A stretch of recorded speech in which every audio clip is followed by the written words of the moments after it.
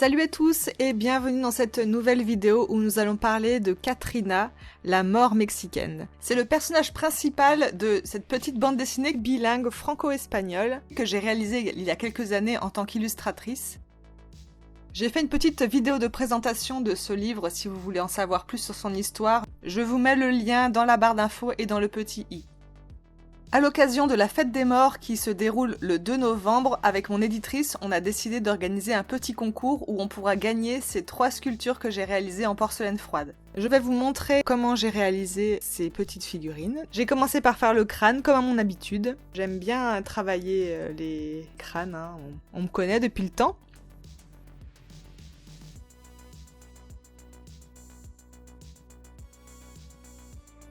J'aime beaucoup styliser les crânes et je pense que plus ça va aller et plus je vais aller au plus simple. C'est vraiment un travail hyper intéressant, je trouve.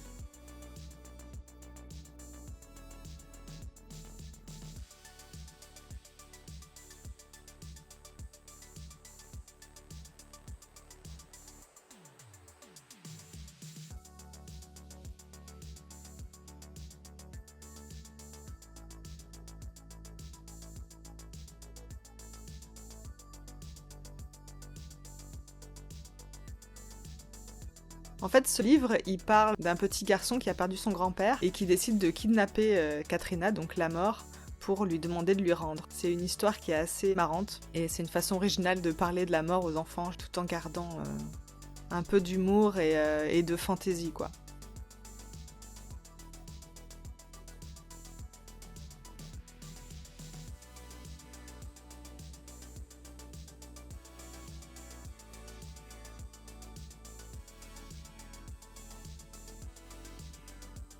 Voilà 2 petits crânes que j'ai réalisés. Au final, je vais en faire 3. Ils sont tous différents, hein. Le but, c'est pas de faire exactement la même chose. Là, je vais le mettre sur un petit bâton pour le faire sécher. Et pendant ce temps-là, je vais m'occuper du buste.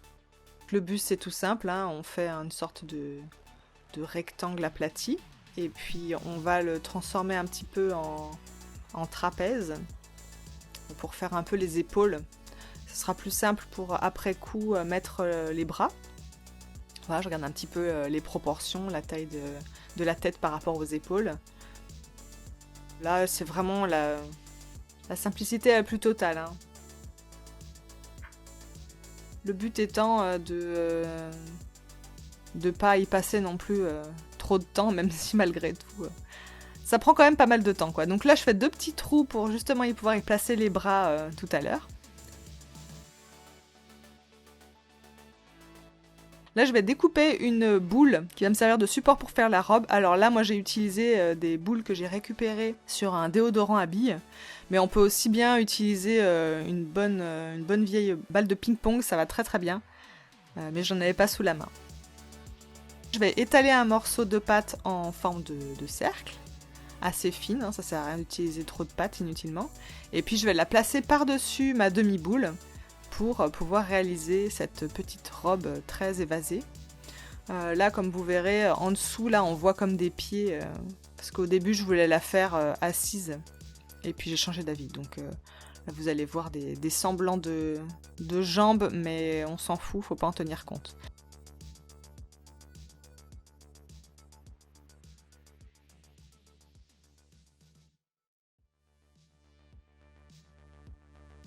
J'ai juste recouvert la demi-boule avec la pâte. Là, je suis en train de découper tout autour pour avoir quelque chose de net. Et je vais m'occuper de du petit froufrou, de la petite dentelle qui se trouve en bas de sa jupe et que je vais coller tout le tour.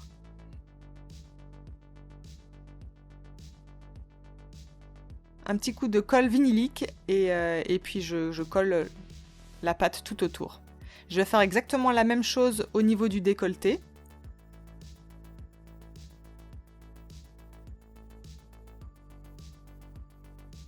Hop. Voilà, on fait tout le tour gentiment et puis on rejoint les 2 bouts comme on peut. En essayant de faire en sorte que ce soit le plus harmonieux possible. Tout en étant très simple, hein.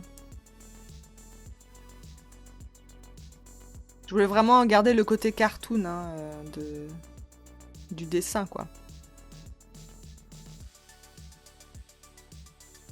Là, je mets un petit peu de colle avant d'appliquer de la pâte autour du bâton en bois pour faire le cou.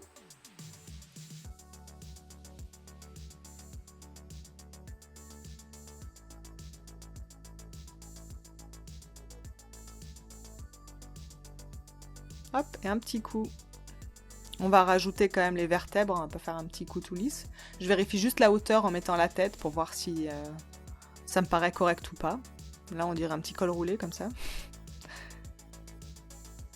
Voilà, donc là, c'est vraiment les vertèbres les plus simples au monde. Hein. Je fais juste 3 petites marques, histoire de délimiter 3 vertèbres. Ça suffit très très bien pour ce qu'on en fait. Je rajoute des petits coups d'outils pour donner un petit peu plus de relief, mais voilà, j'exagère pas dans les détails. Je vais rajouter 2 petites parties en pâte blanche là sur le dessus. Au final, je l'ai fait que pour cette sculpture-là, mais je voulais faire un petit peu comme les clavicules par-dessus la robe, mais au final, on s'en fout un petit peu. Mais bon, pour celui-là, je l'ai fait, voilà, ça... Je trouvais que ça rajoutait un petit élément.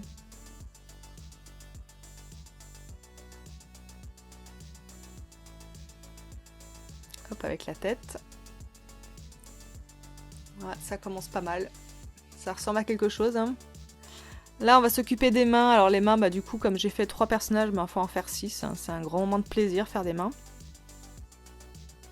Là, j'ai fait des mains quand même assez simples. Hein. Je me suis pas trop embêtée à faire trop détaillé, parce que mine de rien, c'est assez petit et il faut avoir les nerfs en bon état pour faire ce genre de choses.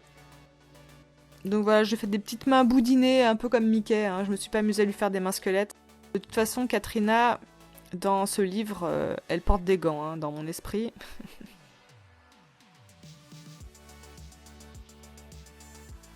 Mais disons que voilà, des fois il faut savoir simplifier, hein, on va pas toujours faire le plus compliqué. Donc voilà, là j'ai coupé les petits doigts que j'ai bien séparés et que j'ai arrondi. J'ai arrondi chaque doigt un par un. Là j'ai rajouté un petit peu de colle sur le côté pour coller le pouce. Voilà, j'ai fait en 2 fois. Des fois je fais en 1 fois, des fois je fais en 2 fois. Ça dépend de mon humeur. En général, les mains, j'en fais plusieurs d'affilée et puis je garde les meilleures parce que forcément dans le tas, on en foire toujours 1 ou 2. Donc voilà, une petite main vite fait, bien fait, comme on peut dire. Enfin, vite fait, pas si vite fait que ça, mais... En tout cas, fait du mieux qu'on peut, on va dire. Et là, je m'attaque au bras, donc tout simplement un petit boudin. Je vais faire un trou au bout pour signifier la manche. Hop, et puis un petit peu de colle. Alors là, la main, elle est sèche. Hein. Elle a pris le temps de sécher avant. Et ensuite, je l'insère à l'intérieur du bras. Voilà, il n'y a plus qu'à faire les petits plis du bras pour bien le replier. Je signifie le coude. Hop, et un bras. Un bras est fait, youpi. Là, je coupe le surplus du bras pour qu'il soit juste de la bonne taille. Hop. Voilà, un petit coup de colle et puis on l'applique sur le buste directement. Voilà, ça a l'air facile, hein? Ça a l'air facile comme ça. Il n'y a plus qu'à faire, le deuxième, hein, dans le même esprit. Donc là, j'ai fait 2 mains différentes.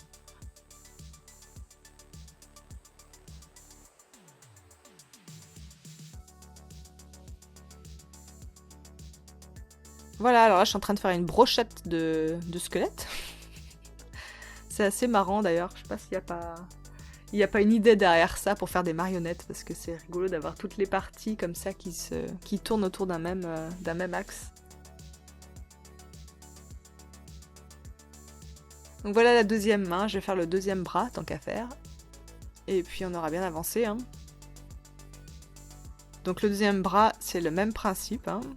On fait un petit boudin, on fait un trou au bout, pas un rond. Voilà. Et puis là, je vais mettre la colle. C'est de la colle blanche vinylique, hein. C'est la même colle avec laquelle je fais la porcelaine froide. Et là, je colle la main à l'intérieur du bras.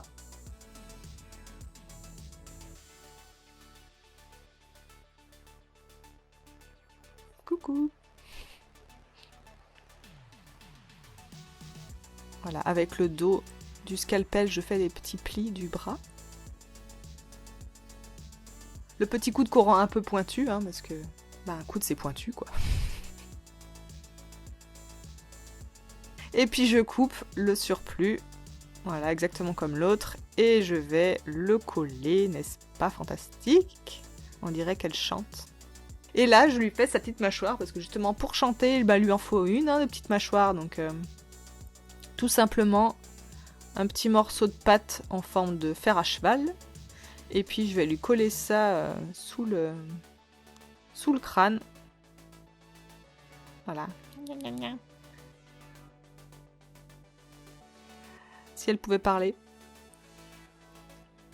Hop. Voilà, elle a sa petite mâchoire. Je mets le coup pour voir si ça s'agence bien. Et puis voilà. Salut. Maintenant, on va s'occuper des jambes, justement. Les jambes que j'avais voulu faire à la base pliées parce que je voulais la faire assise, comme assise dans l'herbe. Et puis au final, je me suis dit que ça allait être nul, qu'on allait rien voir. Donc j'ai essayé de la faire debout, tout simplement. Donc là, voilà, je fais deux boudins. Ah, là, je me suis vraiment pas pris la tête. Hein. J'ai vraiment fait au plus simple. Je recouvre le bâton en bois, donc c'est un bâton de brochette, hein, avec les deux jambes que je prends en sandwich en fait. Je prends en sandwich la brochette au milieu des deux jambes. Et puis ça ira très bien comme ça. Là, je rajoute la deuxième partie de la boule pour faire le bas du socle. Et puis voilà, on est pas mal quoi. Je m'occupe de lui faire des petites fleurs toutes simples. Hein. Donc je fais des petites bouboules que je mets ensemble, j'aplatis légèrement. Et puis voilà, petites fleurs. Je rajoute un tout petit peu de pâte fraîche avec de la colle et je l'applique sur la sculpture qui a déjà durci parce que évidemment, je ne fais pas toute la sculpture en une fois. Et puis je vais m'attaquer aux pieds. Les pieds, voilà, je prends deux petites boules que je mets devant les jambes. Hop, et ensuite, derrière, je vais finir la chaussure. Hein. Donc je vais rajouter un petit peu de pâte à l'arrière pour faire le derrière de ces petites chaussures. Je vais lisser l'ensemble et puis je vais marquer les détails. Donc voilà.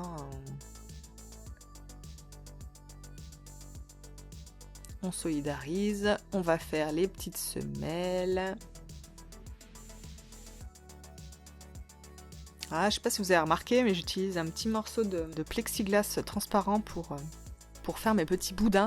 Je trouve ça super pratique parce qu'en fait, ça fait un boudin très régulier. Et puis là, voilà, après, j'ai plus qu'à appuyer, ça l'aplatit. Et je trouve ça beaucoup plus simple que de faire le boudin avec les doigts, parce que quand on fait avec les doigts, on marque nos doigts dans le boudin et du coup, il est pas régulier, donc c'est nul. Avec le petit plexiglas, c'est vraiment beaucoup plus simple. Il n'y a pas besoin d'être transparent, mais au moins quand il est transparent, on voit ce qu'on fait, c'est quand même mieux. Terminer les petites chaussures. Alors là, on va s'occuper de la peinture du crâne. Donc ça, c'est la partie où il faut pas trembler et il faut pas avoir mal aux yeux. Parce que mine de rien, ils sont quand même pas très très grands, ces petits crânes là. Donc moi, les remplir l'orbite en noir, c'est pas ce qu'il y a de plus dur, même s'il faut quand même être assez délicat. Voilà, j'ai fait une petite tache. Il suffit de mouiller un tout petit peu quand la peinture est fraîche et puis frotter avec un chiffon, il y a tout qui part. Donc on va juste faire le contour à l'intérieur en noir avec un tout petit pinceau et pas trembler. On va faire ça pour les deux yeux. Hop, et puis on va remplir le petit nez aussi, comme ça on le verra bien. Voilà. En forme de petit cœur. Et là, je vais juste marquer les cils.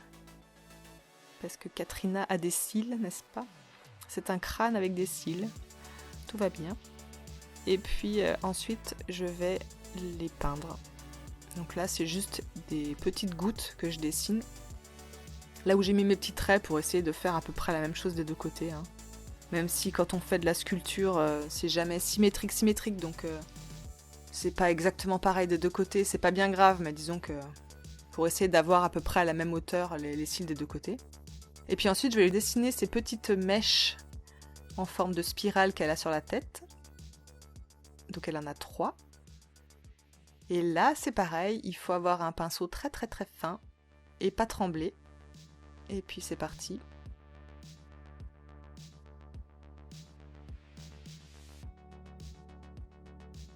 Alors la petite méthode, c'est toujours d'avoir un doigt posé sur le crâne. La main qui tient le pinceau doit avoir un doigt posé sur le crâne ou un doigt posé sur une surface, histoire de pas trembler, sinon c'est l'enfer. Là j'ai fait une petite erreur, mais je vais pouvoir la corriger. Avec un petit peu d'eau. En fait, l'idée, normalement, si on veut faire un trait vraiment parfait, c'est de toujours prendre le pinceau et faire le trait dans le même sens. Si on va de gauche à droite et de droite à gauche, c'est souvent comme ça qu'on se foire. Là, je vais m'occuper des cheveux. Alors, les cheveux, je fais jamais la même technique, mais là, je sais pas pourquoi, j'ai eu envie de faire d'abord l'avant et ensuite l'arrière des cheveux.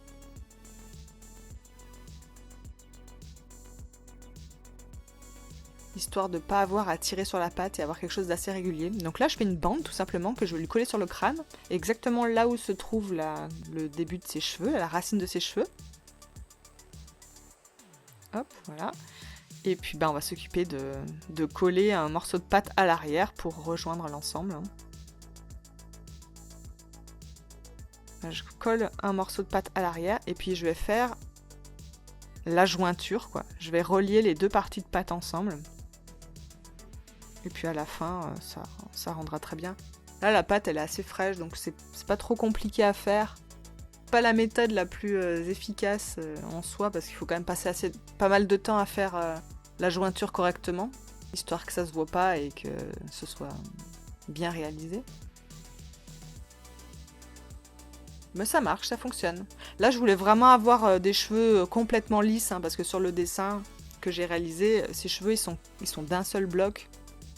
Donc je voulais garder cet aspect comme sur le dessin, mais si on veut faire des cheveux plus réalistes, faut pas les faire comme ça, hein. C'est évident. Je mouille un tout petit peu la pâte et puis avec mon outil qui est en silicone, je vais passer délicatement sur la jointure pour relier les deux parties entre elles. J'utilise un pinceau qui est mouillé pour faire ça. Et puis tout doucement, je rapproche les bords et puis je les colle juste avec de l'eau, hein. Ça suffit. Je vais lui couper les cheveux parce qu'ils sont trop longs. Et puis je mets en forme le bout pour qu'il rebique un petit peu, hein, pour lui donner un petit style. Voilà. Et puis il n'y a plus qu'à laisser sécher, hein. Colle les pieds sur le socle. Hop, je rajoute un petit peu de pâte en dessous. Voilà, on va enlever le surplus qui dépasse. Et puis, on n'est pas loin d'être au bout, là, hein.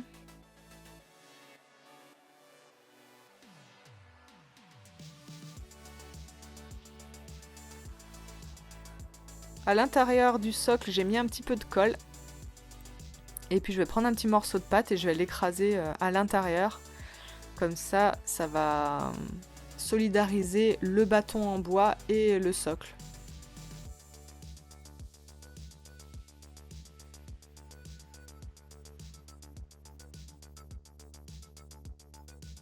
Au final, après coup, le socle, je l'ai peint en blanc. Ma petit détail. Et puis voilà, les 3 figurines sont faites. Il y en a une, je lui ai rajouté un petit chapeau. Parce que Katrina, dans la vraie Katrina originale, elle a un grand chapeau en fait. Donc je voulais faire un petit clin d'œil. Donc il y en a une qui est un petit peu différente des autres. Voilà, j'espère que cette petite vidéo vous a plu, qu'elle vous a appris comment je réalise des petites figurines comme ça. Je souhaite bonne chance à tous ceux qui vont participer au concours. Toutes les informations pour participer au concours sont dans la description. Il suffit d'aller sur Instagram et puis de suivre les indications. Et puis nous, on se dit à bientôt dans une prochaine vidéo. Allez, ciao!